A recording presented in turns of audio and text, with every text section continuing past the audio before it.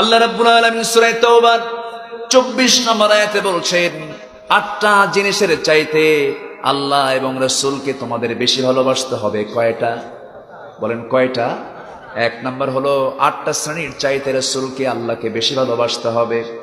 এর মধ্যে আল্লাহ রাব্বুল আলামিন বলছেন 1 নম্বর হলো ইন কানা আবাউকুম ওয়া আবনাউকুম, তোমাদের পিতা মাতা, তোমাদের পিতার প্রতি মহব্বত আছে না নাই? তোমাদের সন্তান সন্ততি। নাম্বার 3 হলো তোমাদের ভ্রাতা, ওয়া আজওয়াজুকুম, তোমাদের স্ত্রী, ওয়া আশিরাতুকুম, তোমাদের ভাগী শরীক, তোমাদের গোত্রের লোকজন। এরপর আল্লাহ রাব্বুল আলামিন বলছেন, শোনো, এরপরে তোমাদের ব্যবসার জন্য তোমরা যে পরিশ্রম করো সেগুলো ব্যবসার প্রিয়তা, তোমাদের আরামের, তোমাদের আবাসস্থলগুলো, এই সমস্ত বিষয়গুলো যদি তোমাদের ভালোবাসার প্রিয় পাত্র হয়ে যায়, তোমাদের পিতা, তোমাদের সন্তান,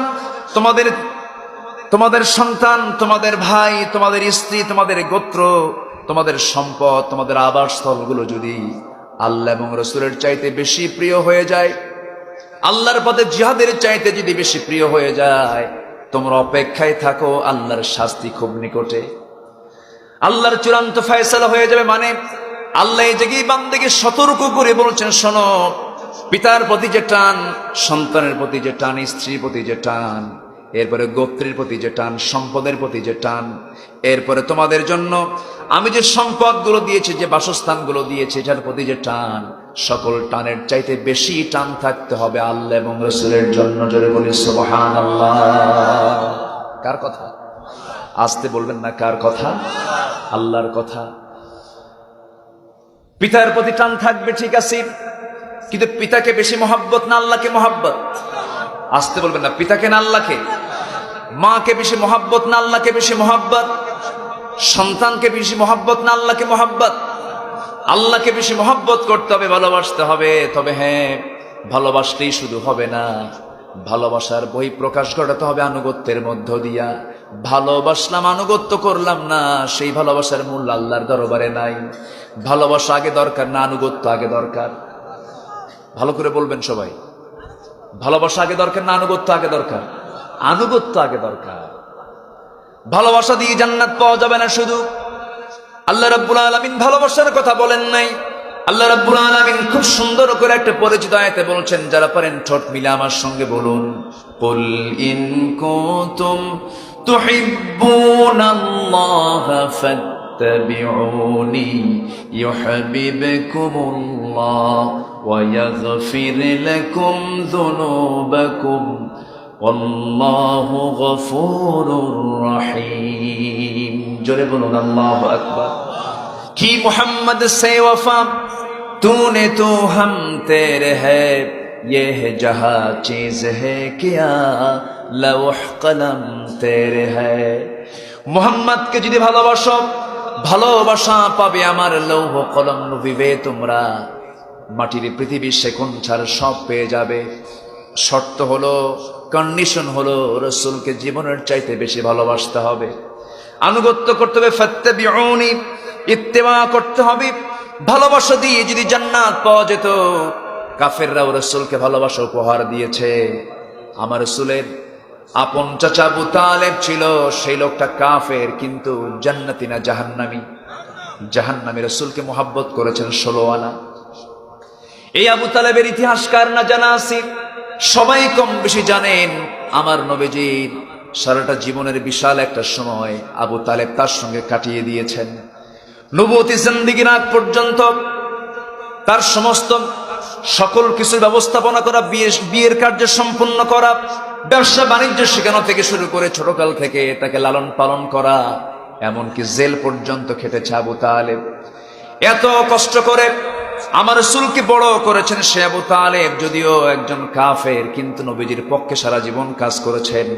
আমার নবীজি যখন নবুয়ত পেলেন, রাসূল আস্তে করে বললেন, চাচা, আমি আল্লাহর পয়গম্বর, আপনার কি বিশ্বাস হয় নাকি? আবু তালেব বলতেছে, মোহাম্মদ শোনো, তোমার যে স্বভাব, তোমার যে চারিত্রিক দিক, আমি নিশ্চিত, আমি বলতে পারি তুমি আল্লাহর পয়গম্বর ছাড়া কেউ নও। একটু আস্তে কোন সুবহানাল্লাহ। মুমিন বলে না কাফের বলে? কাফের লোকটা বলতেছে, রাসূল বলেন, চাচা আপনি তো মুখ দিয়ে বলে ফেললেন, একটু বিশ্বাস করে আপনি একটু কালিমা পড়েন। আবু তালেব বলছে, মুহাম্মাদেরই আমি আমার কলিজার টুকরার সন্তান দুইটা জাফরকেও দিয়েছি, আলীকেও তোমার হাতে তুলে দিয়েছি। দেখো না তোমার আমার জাফর তোমার ডানে দাঁড়ায়, আমার আলী তোমার বামে দাঁড়ায়, নামাজে দাঁড়ায়, তারা নামাজ পড়ে। আমি তো আমার সন্তানদেরকে বাধা দেই নাই, সন্তান দুটো তোমার হাতে তুলে দিয়েছে, কারণ আমি জানি তোমার হাতে আমার সন্তানগুলো নিরাপদ থেকে যাবে, ভালো থেকে যাবে, কারণ তুমি চরিত্রবান মানুষ। রাসূল বলেন, চাচা আপনি সব বুঝলেন কিন্তু নিজেরটা বুঝলেন না, আপনি একটু কালিমা পড়েন। আবু তালেব বলছে, মোহাম্মদ শোনো, বাপ দাদার ধর্ম ছাড়া যাবে না। কি কথা কি বোঝা যায়? এরকম কি কথা কি বোঝা যাচ্ছে? এখন এরকম চিন্তার কিছু লোক আছে না নাই? বাবা হুজুর আপনি আমারে যা বলেন বলেন, আমার বাপ যে দল করে গেছে সেই দল ছাড়া যাবে না, বাবার দল আগে। আছে না নাই? আছে। এই জাতীয় প্রস্তাব যখন রাসূল দিলেন, আবু তালেব সোজা বলে ফেলল, হাসবুনা, আমার জন্য যথেষ্ট। আমার বাপ মা যা কিছু রেখে গেছে, বাপ দাদারা যা কিছু রেখে গেছে, এটা আমার জন্য যথেষ্ট। রাসূল তাকে আর জোড়াজুড়ি করলেন না, কারণ লাস্তা আলাইহিম বিমুসাইতির, লা ইকরাহা ফিদ্দিন। আমার নবীজি তাকে জোড়াজুড়ি করলেন না। কিন্তু মৃত্যুর পূর্ব মুহূর্তে যখন চলে এলো, নবীজি এখনো হিজরত করেন নাই, এমন সময় হঠাৎ করে অসুস্থ হয়ে আবু তালেব বিছানায় কাতরাচ্ছিলেন।